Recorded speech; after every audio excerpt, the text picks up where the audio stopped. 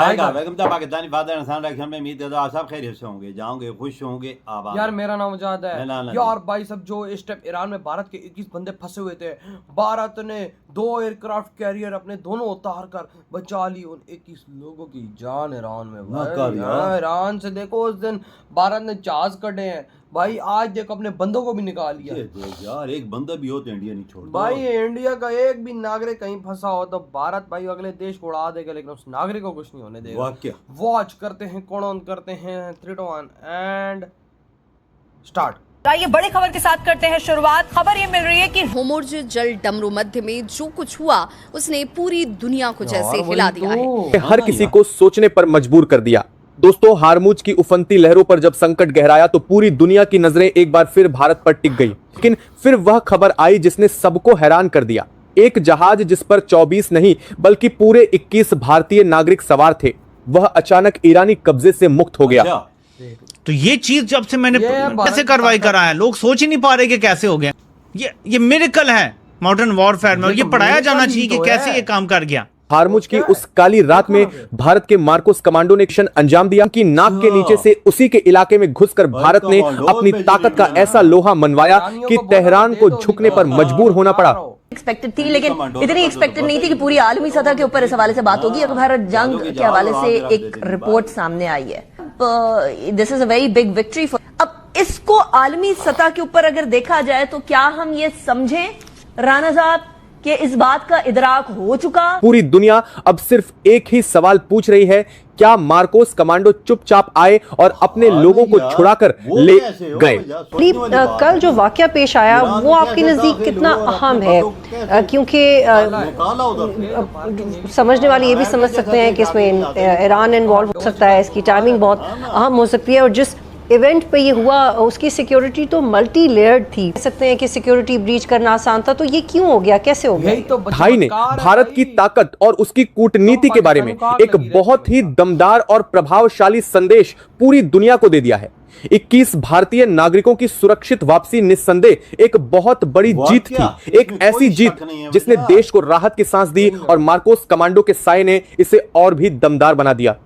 एक खबर में देख रही थी जो चल रही थी, कुछ लोग ये कह रहे हैं कि 2 इंडियन एयरक्राफ्ट कैरियर्स अरेबियन सी में देखे गए हैं, और उसमें सबमरीन्स भी हैं, उसमें एयरक्राफ्ट्स भी हैं। जैसे कि आप जान सकते हैं, आपने फिल्मों में देखा होगा, पता ही है कि एयरक्राफ्ट कैरियर्स जो हैं वो जब कहीं पर मौजूद हो तो उसमें कितना इक्विपमेंट हो सकता है, और जब वो किसी जगह पर चलते हैं किसी सी में, जैसे कि अरेबियन सी के बारे में कहा जा रहा है, तो वो कैसे नज़र आते हैं। अब उनकी एक गूंज होती है, गूंज से मुराद ये है कि एक धमक होती है, एक रोब और दबदबा होता है जब किसी का कोई एयरक्राफ्ट कैरियर कहीं जा रहा हो। तो कहा यह जा रहा है कि ये इंडिया की पावर प्रोजेक्शन है, ठीक है? तो है यार। अब अरेबियन सी में है तो आप इसको कहेंगे कि ये किसके लिए, ये पाकिस्तान के लिए भी हो सकता है, लेकिन मैं इसको ये नहीं समझती कि ये पाकिस्तान को थ्रेट करने के लिए अरेबियन सी में इंडिया के एयरक्राफ्ट कैरियर देखे गए हैं। ऐसा नहीं है, मतलब ठीक है आप इसका भी तज्जिया कर सकते हैं, लेकिन मेरा ख्याल है कि ये पाकिस्तान को थ्रेट करने से ज़्यादा या पाकिस्तान को दिखाने से ज़्यादा कुछ और कंट्रीज़ को दिखाने के लिए ऐसा किया गया। क्यों पीजे मीर, डू यू एग्री कि यूएई, इंडिया और इजराइल का नेक्सस जो है ये डेंजरस है? देखिए, यूएई ने तो आपने जैसे आपको पता है कि उन्होंने तो वेलकम करना शुरू कर दिया है इजराइलीज को इनटू दुबई, और वो आ रहे हैं।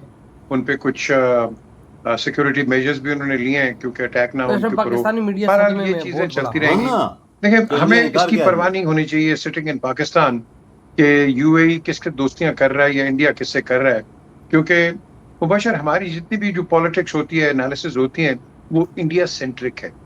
इंडिया की दोस्ती उनके साथ है जिनके हमारे साथ भी है, उनकी दुश्मनी उनके साथ है जिसकी हमारे साथ भी है। तो we shouldn't worry about what is happening. What we need to be worrying is कि ये जो एक्सपेंशनिस्ट डिजाइन्स हैं इजराइल हमारी दोस्ती में दैट इज द वरीसम जमीन आसमान का फर्क है।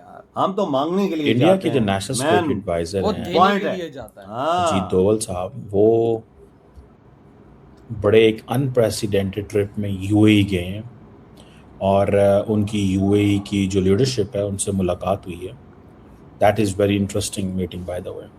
अगर आप इसको देखें, इस मीटिंग को देखें देखो और जय थोड़ा शंकर स्टडी साहब है करें ना, वो बैठते नहीं तो हैं आपको इंडिया एक चीज पता चलेगी और जगह देश में घूमते ही घूमते रहते हाँ ना। हैं। नॉर्मली कोई एनएस country दोवल छोड़ते। नहीं जाते होते, लेकिन उनको मोदी साहब ने भेजा है। इसकी कुछ रीजंस होंगी, ज़ाहिर बात है। पहली रीज़न तो ये है जो नज़र आती है कि इंडियंस ये चाहते हैं कि हम बताएं यूएई को कि we stand with you, we stand with you. This is the first reason and the first thing which I believe. बाकी दूसरी रीज़न ये है कि इस जंग के अंदर पाकिस्तान जो है उसने कोई लंबा चौड़ा यूएई के साथ राब्ता नहीं किया और यूएई ने भी पाकिस्तान के साथ किसी किस्म का कोई राब्ता नहीं है। ओह यार अब दोस्तियां खत्म। Which is fact. जैसे फॉर एग्जांपल पाकिस्तान कतर गया है, पाकिस्तान सऊदी अरब गया, पाकिस्तान कुवैत या बहरीन नहीं गया, सारे भारत की तरफ रमा दवा है। यूएई नहीं गया और ओमान नहीं गया। ओमान के साथ पाकिस्तान के साथ वैसे राब्ते होंगे, लेकिन ज़ाहिर बात है अब क्या है, कैसे है, किस तरह की चीज़ें इमर्ज कर रही हैं, दिस इज़ वेरी सिग्निफिकेंट। तो बिल्कुल ही राब्ता नहीं किया जब ईरान यूएस की जंग लगी हुई थी।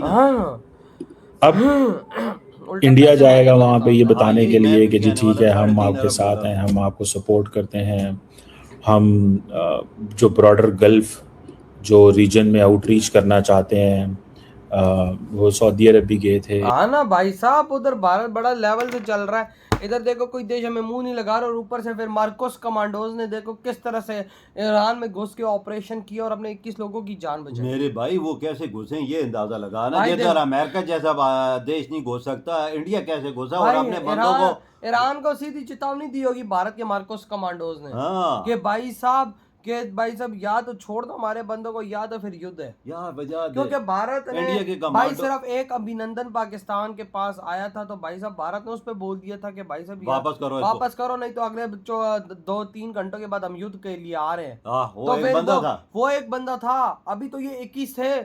ईरान की मार के भारत लेकर आ गया अपने 21 कल परसों जहाज कैसे निकाला है वो भी देखना। और आप भाई साहब एयरक्राफ्ट 2 जहाज निकाले, 2 जहाज, एक ऑयल का तो एक गैस का। हाँ ना, और अब जो उस पे बंदे थे वो भी आज निकाले। देख ले कितनी बहादुरी है यार इंडियन जो आर्मी है ना वजह ये बहुत बड़ी प्रोफेशनल है और सारे इंडियन कमांडोज दुनिया में माने जाते हैं। देखो आज उन्होंने इधर ऑपरेट किस तरह किया बगैर किसी जानी नुकसान के बाद। सीधी सी बात उन्होंने बोला होगा यार या तो वापस कर दो या तो फिर तैयार। उन्होंने कहा भाई साहब लड़ने से बेहतर है भाई साहब वापस ही कर दो, क्योंकि इंडियंस तो ऐसे हैं कि हमारी माँ बहन नहीं कर देंगे। ये तो पता है, होतियों को पता है ना, होतियों से कैसे आदमी छुड़ाए हैं, ईरानी और पाकिस्तानियों की कैसी जान छुड़ाते हैं। समुद्र में जो जहाज पकड़े जाते हैं होती पकड़ लेते हैं, उनसे कौन छुड़ाता है जान?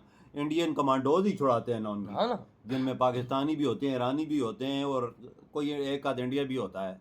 देख ले जाहिर सी बात है ये दुनिया में प्रोफेशनल कमांडोज है इंडिया के वजह जो अपने देख बंदों को कैसा ईरान से छुड़ा के ले आए हैं। भाई साहब ईरान को इस टाइम डर लगा हुआ है कि भाई साहब इस टाइम और से तो युद्ध चल रहा है, अगर भारत से मैंने पंगा ले लिया तो क्या होगा। और इस टाइम भारत से पंगा वो नहीं लेना चाह रहा, वो अपने न्यूक्लियर हथियारों को भी कह रहा है कि मैं भारत को प्रोवाइड करता हूं। यार तो जितनी फिर बमबारी अमेरिका तो इसराइल ने नहीं की, इंडिया 2 दिन में ईरान का तख्ता हिला के रख दिया। बिल्कुल इंडिया तो इंडिया बहुत ही दूर से आ रहे हैं। इंडिया तो अपने इधर जब तेजस में जो सारे उड़ाएगा तो राफेल उड़ाएगा तो माँ बहन एक मिसाइल ही दागा, बरमूज ही 2-3 दाग दिए तो सब कुछ खत्म हो गया। वही तो बिल्कुल सही कहा आपने। तो भाई आपकी क्या थॉट है इस बारे में? इधर ही बुढ़ा